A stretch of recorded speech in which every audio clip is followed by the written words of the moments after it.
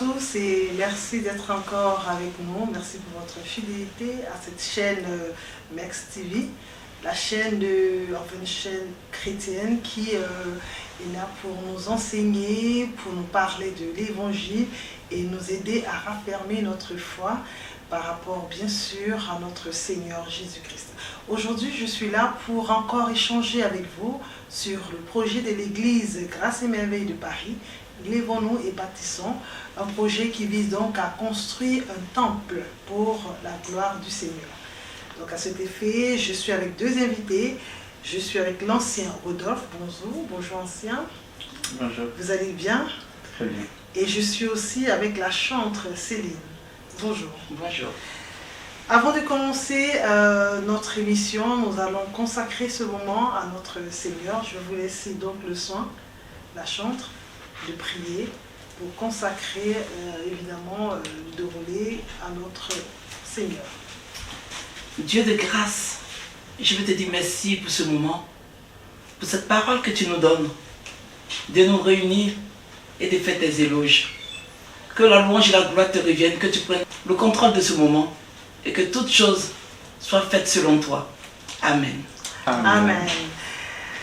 Alors, non pas évangéliste, plutôt l'ancien. Avant de parler de ce sujet qui est donc très important pour l'église Grâce et Merveille de Paris, j'aimerais quand même vous poser une question qui concerne tout le corps du Christ, les chrétiens. Et donc, après cela, nous allons entrer dans le vif du sujet. Aujourd'hui, nous faisons face à un réel isolement social favorisé par le rejet, les conflits, la pauvreté, les réseaux sociaux. Alors, quelle est selon vous l'attitude que les chrétiens devraient avoir pour lutter contre cette réalité? En d'autres termes, aujourd'hui, de plus en plus, les gens sont isolés. Les gens sont chez eux. Ils sortent de moins en moins. Ils fréquentent de moins en moins les personnes et nous voyons que les églises se vident. C'est une réalité. Quel est votre point de vue par rapport à cela? Déjà, merci. Merci pour cette opportunité. Mes remerciements aussi vont à l'endroit de Mex TV. Effectivement, votre question elle est pertinente. Le constat, il est clair. On ne peut pas le nier. Les gens s'isolent. L'église, la fréquentation des églises n'est plus une priorité. Mais je pars du fait que nous sommes dans les derniers temps. Et lorsque nous regardons les différents temps qui ont été donnés selon la Bible, nous sommes dans les derniers temps. Et c'est un des signes qui montre que dans les derniers temps, la Bible dit que plusieurs abandonneront la foi. Et l'un des signes, l'un des indicateurs qui montre que la foi est en train d'être abandonnée par certains, c'est de penser à ce que je peux construire ma foi moi seul, je peux vivre en autarcie, je peux vivre ma vie chrétienne comme je l'entends. C'est une stratégie du diable qui vise à contenter les gens dans un raisonnement qui n'est ni biblique ni spirituel, et de sorte à mieux les emprisonner. Donc ça c'est le constat. Donc il faut comprendre que nous sommes déjà dans les derniers temps et que c'est une stratégie très bien élaborée de Satan qui donne cette suffisance-là. Mais pour ce fait, je pense que l'Église a son rôle à jouer face à ce constat. C'est vraiment de mettre sur pied des stratégies bien élaborées afin de ressortir ces personnes de ce retranchement. Alors, ce qu'il faut comprendre, hein, c'est souvent des personnes, des chrétiennes. Hein. Oui. Et je le dis parce que je me retrouve aussi face à des personnes, pas qu'elles ont abandonné la foi, Oui. mais elles sont plus très attachées à des assemblées. Vous voyez? Parce que souvent vous dites que ce sont des personnes qui peut-être ont abandonné la foi, je ne sais pas si j'ai bien compris, mais ce n'est pas tous les jours le cas. Je veux dire qu'il y a des gens qui ont certainement abandonné, mais il y a d'autres qui au vu de ce qui se passe au sein des églises. Nous allons y revenir certainement. Oui, je vais laisser le soin à la chantre. Ben, je précise qu'à la fin, vous allez nous chanter un très beau chant. Hein. je vous fais confiance pour ça. Dites-nous, qu'est-ce que vous pensez par rapport à la première question, ce constat d'isolement social qui devient un fléau dans l'église et en dehors de l'église? Alors, je vous remercie. Avec la génération 2.0, on retrouve tout sur les réseaux sociaux, on se familiarise et on crée un cocon sur les réseaux sociaux. Mais l'église doit être un refuge pour les jeunes, pour les femmes, pour les enfants, pour les adultes.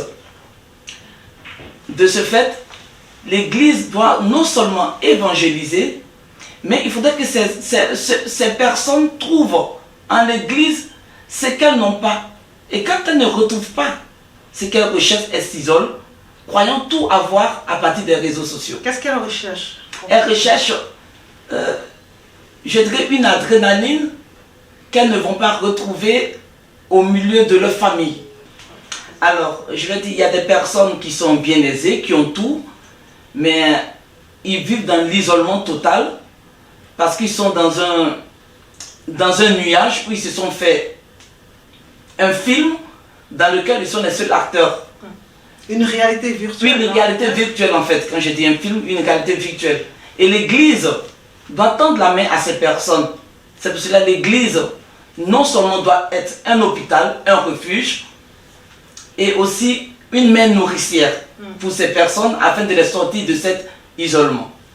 D'accord. Vous pensez que l'Église ne joue pas totalement ce rôle-là? Parce qu'elle a évoqué le fait de se sentir, on va dire, protégé, c'est ça, hein, se sentir protégé, se sentir peut-être aimé, se sentir en sécurité au sein de l'Église.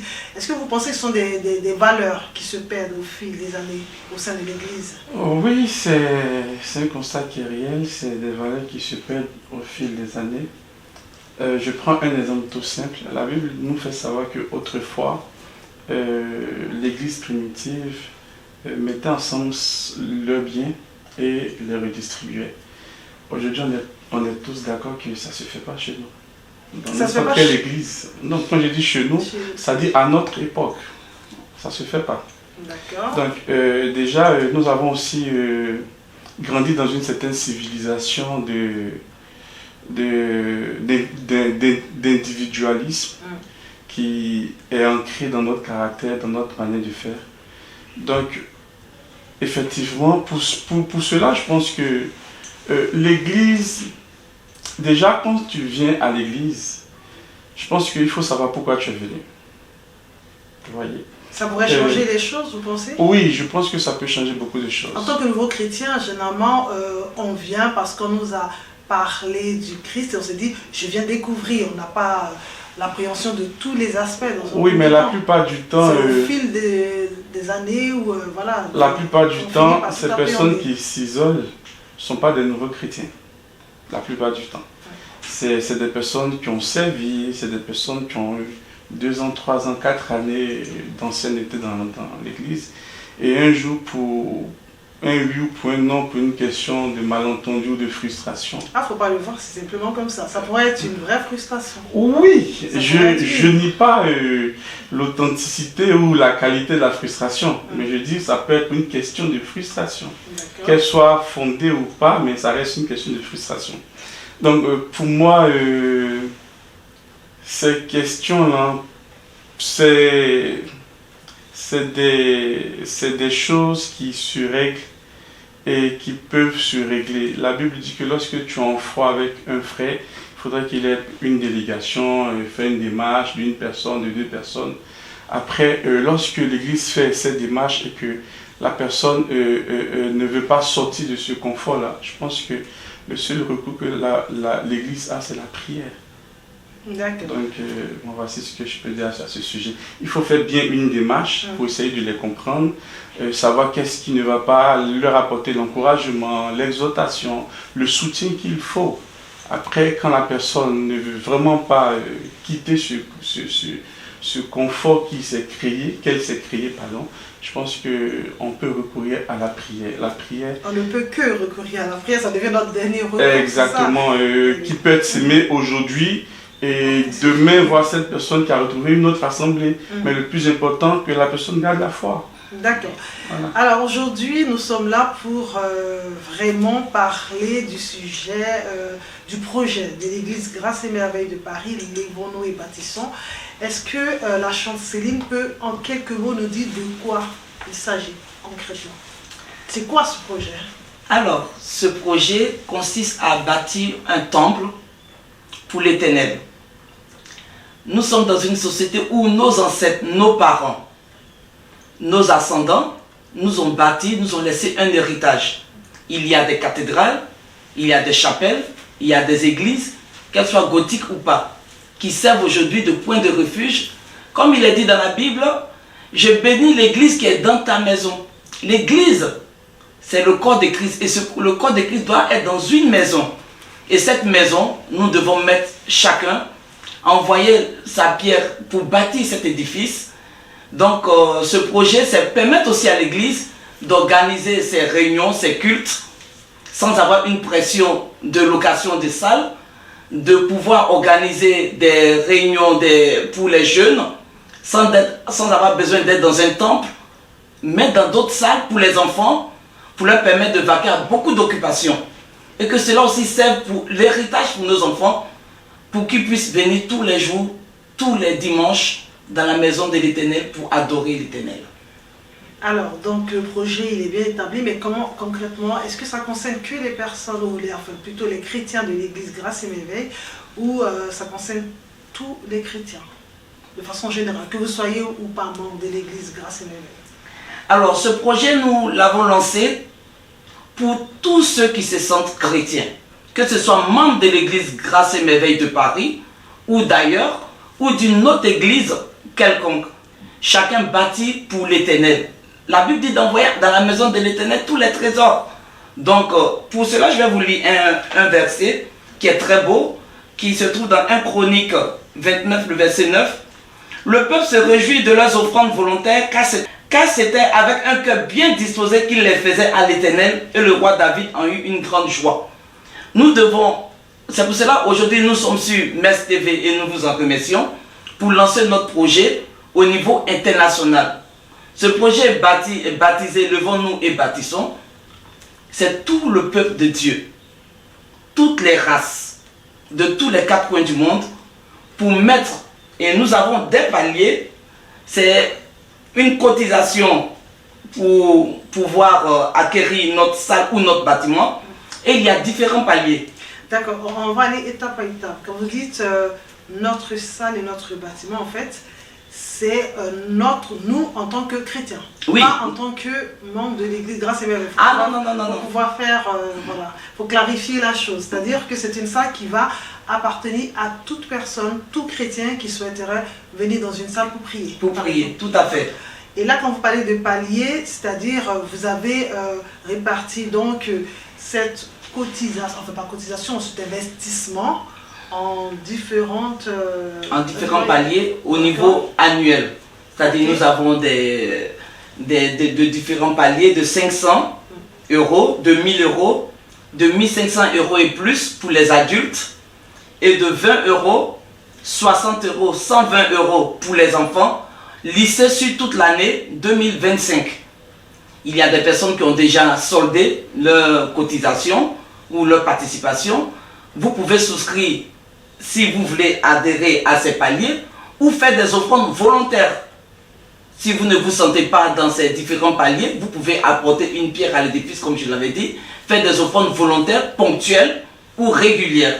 D'accord. Alors, ancien Rodolphe, moi aujourd'hui, supposons que je ne sois pas de l'église Grâce et Merveille, et je vous entends parler donc de ce projet de construction, un temple à l'Éternel, Lèvons-nous et bâtissons, et j'ai envie d'y participer. D'abord, qu'est-ce que vous... Bon, puis après j'hésite un peu, je me dis, bon, c'est pas mon église et tout.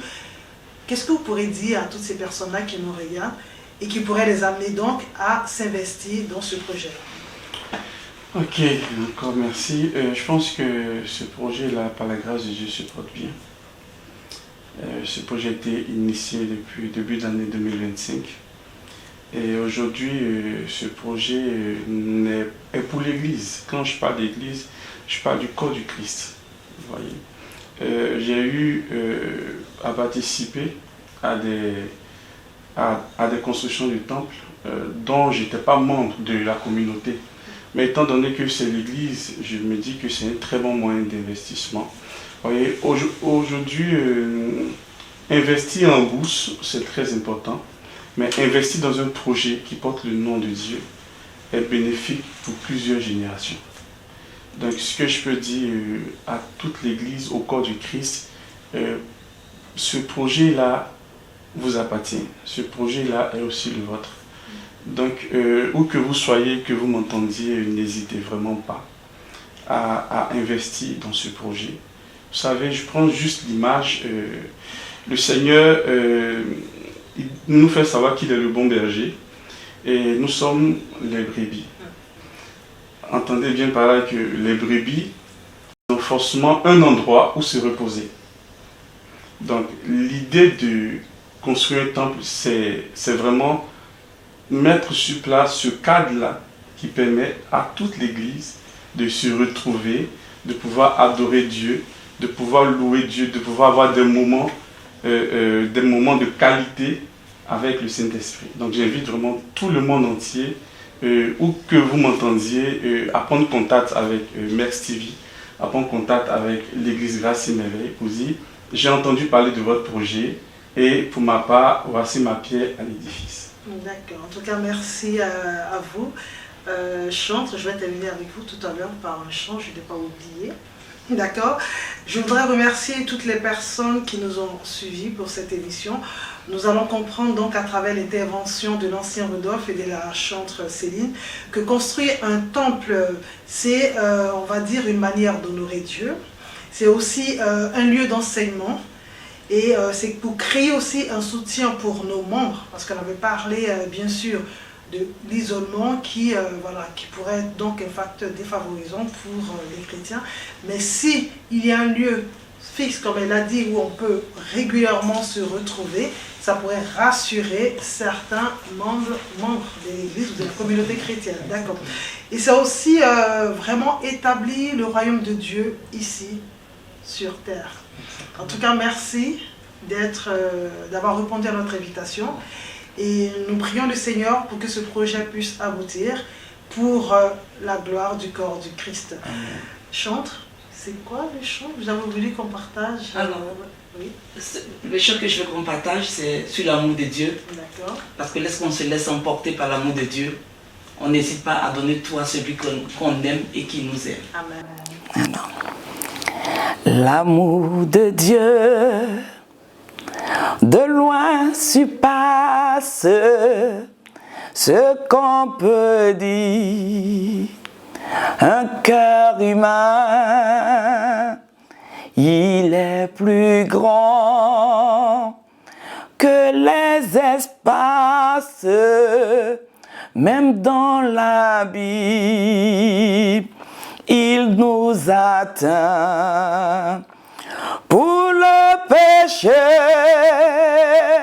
de notre monde, Dieu nous donna Jésus.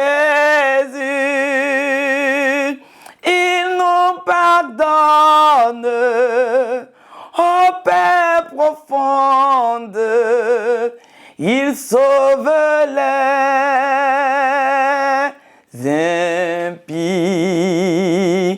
L'amour de Dieu, si fort, si tendre, est un amour sans fin. Tel est le chant que font entendre les anges et les saints. Amen. En tout cas, merci beaucoup, Chante Céline. Merci ancien Rodolphe. Si vous permettez, j'aimerais juste à la fin donner un peu Vous de regardez votre message. caméra et vous Oui, laissez ça. vraiment, merci beaucoup Chantre. Déjà, vous nous transportez dans une des présences. Et donc, j'aimerais profiter de l'occasion pour inviter tous ceux qui ont pu nous suivre pour dire que nous sommes l'église Grâce et Merveille. Nous sommes situés au 79 rue de la République, Bobigny, dans le 93, merci. 79 rue de la République, Bobigny, dans le 93. Donc, si vous n'avez pas d'assemblée, venez, joignez-vous à nous pour qu'ensemble, avec la chante, on puisse adorer le Seigneur. Que Dieu vous bénisse. Alors, chers frères et sœurs du monde entier, du monde chrétien, si vous avez été touchés par nos messages et que vous voulez participer à notre projet Levons-nous et bâtissons, vous avez plusieurs possibilités. Soit par RIA, monogramme au nom du diacre Cadio William, nom Cadio, prénom William. Vous pouvez faire des transferts d'argent pour ce projet, ou le RIB que vous allez voir en bas de l'écran, le RIB de l'église, par lequel vous pouvez aussi faire des virements, que ce soit par Wero ou par virement banquier. C'est dans le même élan d'appel, voilà, donc n'hésitez surtout pas, comme je l'ai dit, c'est un très bon investissement, c'est un investissement générationnel qui parlera non seulement pour vous, mais pour les enfants de vos enfants. Donc n'hésitez surtout pas à contacter les numéros qui sont en bas de l'écran et puis aussi les possibilités qui vous sont données telles que RIA, MoneyGram et encore Western Union au nom de Cadio William. Que Dieu vous bénisse. En tout cas, merci à vous. Merci donc à tous ceux qui nous ont suivis. Merci de rester fidèles à Mex TV et que Dieu nous accompagne dans tout ce que nous faisons. Et surtout, ne nous laissons pas décourager par tout ce que nous voyons dans le monde. Forcément, le diable présentera ses attaques. Mais nous savons une chose, le Seigneur a vaincu le monde. Et quoi qu'il advienne, nous sortirons vainqueurs. Soyez bénis et à la prochaine. Au revoir.